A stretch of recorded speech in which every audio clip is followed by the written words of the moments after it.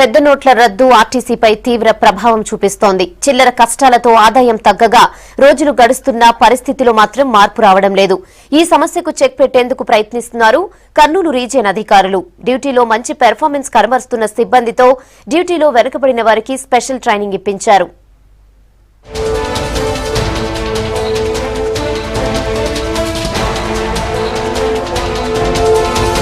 పెద్ద నోట్ల రద్దుతో గత నెల రోజుల్లో ఆర్టీసీ కలెక్షన్ భారీగా తగ్గిపోయింది. చిల్లర సమస్యతో గ్రామీణ ప్రాంతాలకు వెళ్లే రూట్లన్నీ భారీ లాస్ తో నడుస్తున్నాయి. పరిస్థితిని చక్కదిద్దేందుకు కర్నూలు రీజియన్లో రీజనల్ మేనేజర్ సహా డిపో మేనేజర్లు, బస్టాండ్ సూపర్వైజర్లు ప్రయాణికులతో కలిసిపోయి వారి సమస్యలను తెలుసుకుంటున్నారు. బస్సులో ప్రయాణికులతో కలిసి ప్రయాణించి సిబ్బంది పనితీరును ఎంక్వైరీ చేస్తున్నారు. మంచి ట్రాక్ రికార్డున్న సిబ్బందితో పూర్ పెర్ఫార్మెన్స్ ఉన్న కండక్టర్లకు ట్రైనింగ్ ఇప్పిస్తున్నారు.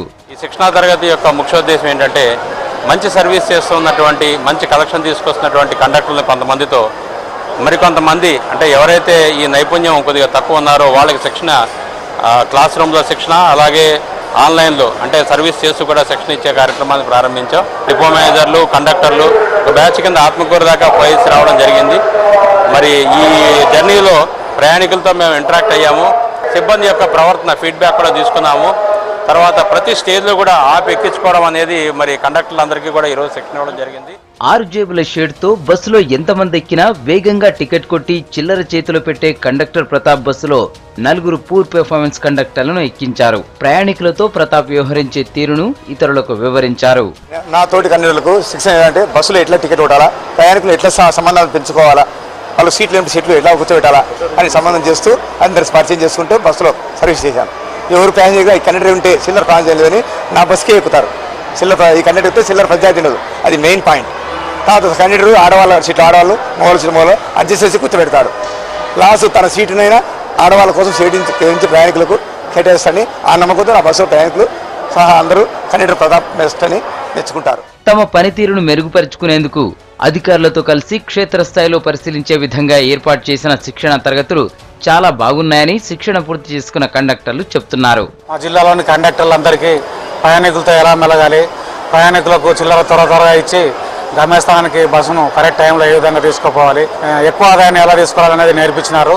నిన్న థియరిటికల్గా కాలేజీలు నేర్పించినారు. ఈరోజు కర్నూలు నుంచి ఆత్మకూరు నుంచి కర్నూలు ప్రాక్టికల్గా బస్సులో కండక్టర్లందరినీ తీసుకొని పోయి నేర్పించినారు. దీనివల్ల మా సంస్థ యొక్క ఆదాయం పెరుగుతుందని నేను ఆశిస్తున్నాను. మా యొక్క నైపుణ్యాన్ని ఇంకా కొంచెం పెంచుకొని సంస్థ యొక్క ఆదాయాన్ని పెంచుకోవడానికి, సంస్థ లాసుల్లో లేకుండా లాభాల్లో ప్రయాణించడానికి ఏ విధంగా మనం కృషి చేయాలనేది నేర్చుకొని ఇంకా కొంత లాభాల్లోకి తేవడానికి ప్రయత్నించే విధంగా ఈ మా ట్రైనింగ్ బాగా నచ్చింది.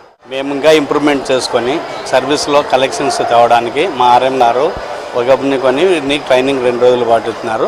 ఇది మాకు మంచి ప్రోగ్రాము. మేము భాగంగా ఇక్కడ కలెక్షన్లు బాగా తేవడానికి, మాకు సంస్థ అభివృద్ధి చేయడానికి మా సార్ పెట్టినది మంచి ప్రోగ్రామ్. టైప్స్ ఆఫ్ ప్రోగ్రామ్స్ ఉంటాయి. రిఫ్రెషర్ కోర్సెస్ ఉంటాయి. 3 days ట్రైనింగ్ ఉంటుంది వాళ్ళకి. అంటే సర్వీస్లో ఉన్న వాళ్ళకి మధ్యలో అప్పుడప్పుడు వచ్చి 3 days ఇక్కడ దాంట్లో వాళ్ళ డ్యూటీ గురించి అనమాట. వాళ్ళు ఇంకా ఏ విధంగా ప్యాసింజర్స్ ఏ విధంగా బిహేవ్ చేయాలి, అర్నింగ్స్ ఏ విధంగా ఎక్కువగా తీసుకొని రావాలి, ఈరోజు ఉన్న పోటీ వాతావరణాన్ని ఎట్లా ఎదుర్కోవాలి అనే దాని గురించి ఉంటుంది. Plus at the same time వారికి మిగతా విషయాలు అంటే వాళ్ళ హెల్త్ గురించి, తర్వాత ఫైనాన్షియల్ ప్లానింగ్ ఎట్లా చేసుకోవాలి, ఇవన్నీ కూడా ఉంటాయి.